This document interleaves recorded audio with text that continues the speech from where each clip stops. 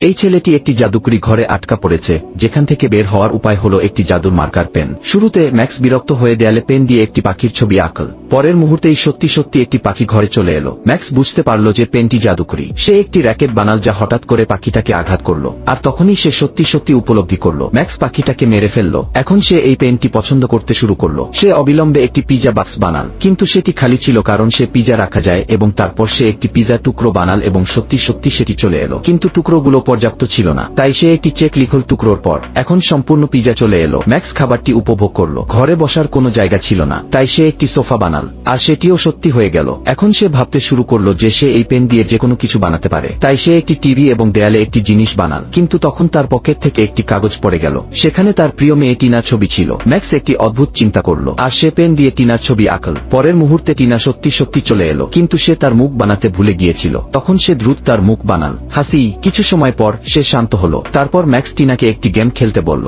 কিন্তু টিনা বলল, আমি মোবাইল চালাতে চাই। কিন্তু সেখানে নেটওয়ার্ক ছিল না। ম্যাক্স বলল, আমি একটি নেটওয়ার্ক টাওয়ার বানাতে পারি কি, আর যেই সে টাওয়ার বানালো অমনি ফোনে নেটওয়ার্ক চলে এলো। তারপর টিনার তার বয়ফ্রেন্ডের মেসেজ এলো। সে পালাতে চাইল, কিন্তু কোনো উপায় ছিল না, তাই সে রেগে ম্যাক্সকে গালি দিতে শুরু করলো। ম্যাক্স দেয়াল ভাঙার জন্য একটি তরোয়াল বানাল, কিন্তু কিছুই হলো না। তারপর সে একটি চেইনসো বানাল, যেটি দেয়াল একটু কাটল কিন্তু পথ বানাল না। শেষমেশ সে বন্দুক দিয়ে গুলি করলো। সে একটি ছোট পথ বানাল, আর টিনা দ্রুত পালিয়ে গেল। কিন্তু পরের মুহূর্তে সে আবার একই ঘরে ফিরে এলো। এখন টিনা ভয়ে কেঁদে উঠল। সে কিছুই বুঝতে পারল না। ম্যাক্স তাকে বোঝানোর চেষ্টা করলো। ম্যাক্স এটা বিশ্বাস করতে পারল না। যখন সে নিজে সেখানে গেল, সে আবার একই ঘরে ফিরে এল। সে বারবার চেষ্টা করতে থাকলো, কিন্তু সে ক্লান্ত হয়ে পড়ল। টিনা তাকে গালি দিতে শুরু করলো। তখন ম্যাক্স তার মন বদলাল, আর একটি বড় দরজা বানাল। দরজাটি খোলা ছিল।